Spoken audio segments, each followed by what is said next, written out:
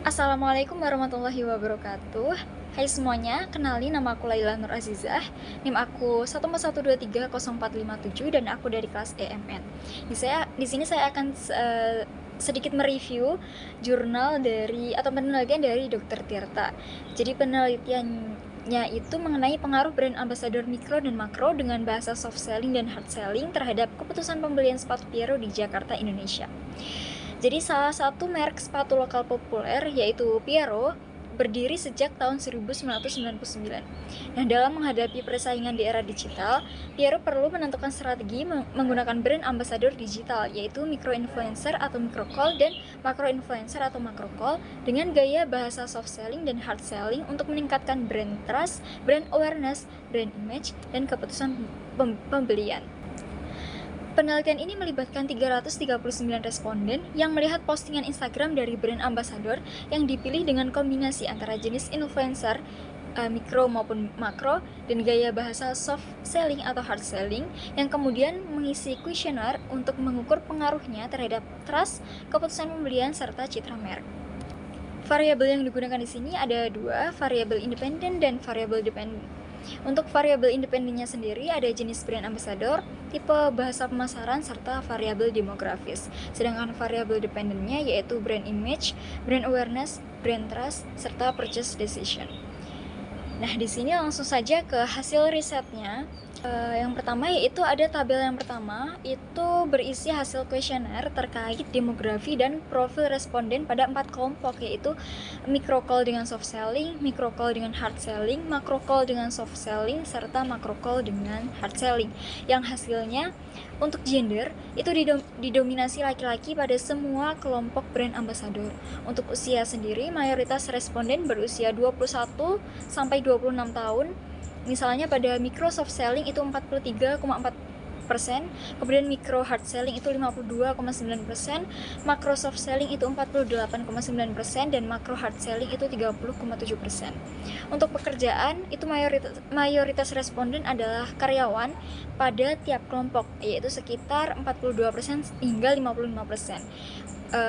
Seperti contohnya pada micro soft selling itu 55,3% dan pada macro hard selling itu 50%. Untuk pendapatan per bulan dari responden itu kebanyakan mereka memiliki pendapatan dari 5 sampai 10 juta per bulan, kecuali pada macro soft selling itu mayoritas kurang dari 5 juta, yaitu ada sekitar 62,5%. Kemudian untuk platform pembelian sepatu lokal itu yang menjadi dominan yaitu Tokopedia dan Shopee. Misalnya pada Microsoft Selling itu 38,2% Tokopedia, kemudian 26,3% itu Shopee. Kemudian untuk pengalaman membeli sepatu lokal itu hampir semua responden pernah membeli sepatu merek lokal. Untuk di Microsoft Selling sendiri 77,3% dan macro soft selling itu mencapai 96,6%. Untuk sumber info sepatu lokal itu teman atau keluarga itu menjadi yang dominan. Kemudian influencer itu juga cukup signifikan, yaitu 21-44% pada macro soft selling. Nah, kesimpulannya, responden didominasi pria usia muda dan pekerja yang sudah familiar dan aktif membeli sepatu merek lokal, serta cenderung menggunakan platform online marketplace. Kemudian ada di tabel 4 yaitu mengenai brand awareness. Di sini menampilkan proporsi persentase jawaban terkait persepsi cocok tidaknya harga dengan produk serta alasan membeli sepatu Piero. Banyak yang karena kepercayaan terhadap kualitas atau brand ambassador atau juga pengalaman membeli sebelumnya. Nah, contohnya di sini ada responden lebih banyak memilih alasan utama membeli adalah karena percaya pada kualitas sepatu, itu sekitar 47-49%. Dan alasan yang lain itu karena sebelumnya memang sudah membeli, yaitu 12-26%. Oke, yang selanjutnya kita masuk ke tabel 5, yaitu ANOVA Micro versus Macro Call Brand Awareness. Analisis ANOVA atas jawaban 2 pertanyaan utama dari brand awareness, yaitu yang pertama, kapan terakhir kali Anda melihat seseorang memakai sepatu lokal? Ini dengan P 0,006. Kemudian pertanyaan yang kedua, apakah Anda pernah melihat influencer memakai sepatu lokal tersebut? P di sini 0,009. Nah, kedua P value itu kurang dari 0,05 yang menandakan adanya perbedaan yang signifikan antara micro dan macro call dalam meningkatkan brand awareness. Nah, micro brand ambassador diduga lebih efektif dalam penciptaan brand awareness dibanding dengan macro influencer. Nah, kemudian kita akan langsung masuk ke tabel 6, yaitu ANOVA membandingkan soft selling dan hard selling secara keseluruhan terhadap brand awareness. Hasil menunjukkan p-value lebih dari 0,05 yang artinya tidak ada perbedaan signifikan antara soft selling dan hard selling untuk variabel brand awareness. Untuk gaya bahasa promosi, baik soft maupun hard selling itu tidak mempengaruhi kesadaran merek responden secara nyata. Nah, untuk tabel 7 di sini menegaskan hasil sebelumnya bahwa secara keseluruhan pengaruh mikro versus makro secara signifikan berbeda, namun pengaruh bahasa baik soft maupun hard selling itu tidak signifikan terhadap brand awareness. Contoh pertanyaannya, kapan terakhir Anda melihat orang pakai sepatu lokal? Nah, P-nya ini 0,006 yang menunjukkan mikro influencer itu lebih unggul pada pertanyaan kesadaran ini. Nah, yang selanjutnya ada di tabel 8 dan 9. Tabel 9 ini memperlihatkan data proporsi jawaban atas pertanyaan persepsi harga yang cocok dan motif daripada membeli. Sebagai contoh hasil pada datanya, persepsi cocok tidaknya harga itu bervariasi, namun sebagian besar memilih skor 3-4 dengan persentase lebih dari 40%.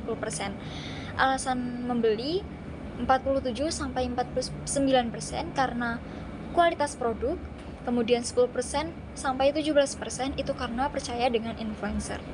Yang selanjutnya ada tabel 14, yaitu analisis brand trust. Ada dua pertanyaan utama untuk brand trust untuk dianalisis, yaitu yang pertama, seberapa besar Anda percaya pada review influencer tersebut? Kemudian yang kedua, apakah Anda percaya virus bagaimana dikatakan influencer di sosial media? Nah, perbandingan jawaban mikro versus makro ambassador menghasilkan P 0,000 atau signifikan, menunjukkan mikro ambassador meningkatkan kepercayaan lebih besar. Antara soft selling versus hard selling ada perbedaan signifikan untuk pertanyaan kepercayaan pada review, yaitu P 0,057 dan kepercayaan pada brand P 0,042, di mana hard selling lebih efektif. Kemudian di tabel 15 ada purchase decision terkait brand ambassador trust. Di sini ditampilkan hasil kuesioner terkait keputusan pembelian setelah melihat review dari influencer. Apakah setelah melihat review Anda percaya dan memutuskan membeli sepatu Piero? Nah, di sini hasilnya menunjukkan kelompok mikro influencer dengan hard selling itu lebih efektif dalam mendorong keputusan pembelian dibanding kelompok lainnya dengan nilai signifikan secara statistik. Nah, kesimpulan yang bisa diambil dari riset di atas berkaitan dengan 4 variabel dependennya, yaitu yang pertama brand awareness, itu mikro influencer lebih efektif daripada makro influencer, sedangkan gaya bahasa baik soft maupun hard selling itu tidak berpengaruh secara signifikan.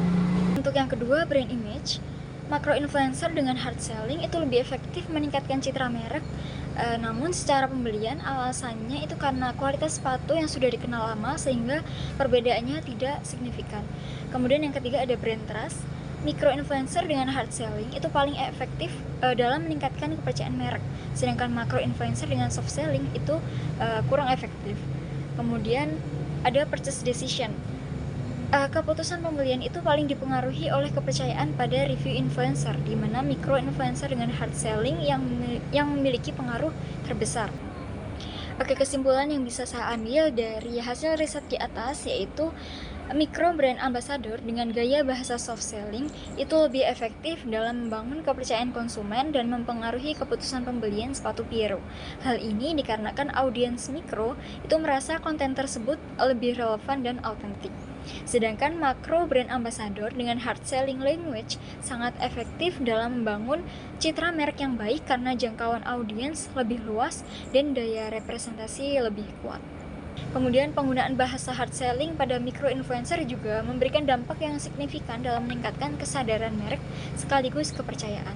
Nah, secara keseluruhan, strategi marketing menggunakan influencer itu perlu disesuaikan dengan tujuan spesifik, misalnya awareness, trust, atau pembelian. Nah, selain itu pemilihan influencer dan bahasa komunikasi itu juga saling melengkapi dalam strategi influencer marketing sepatu Piero yang akan meningkatkan daya saing ke depannya di pasar. Kira-kira itu yang bisa saya sampaikan. Ada banyak kurangnya, saya minta maaf. Assalamualaikum warahmatullahi wabarakatuh.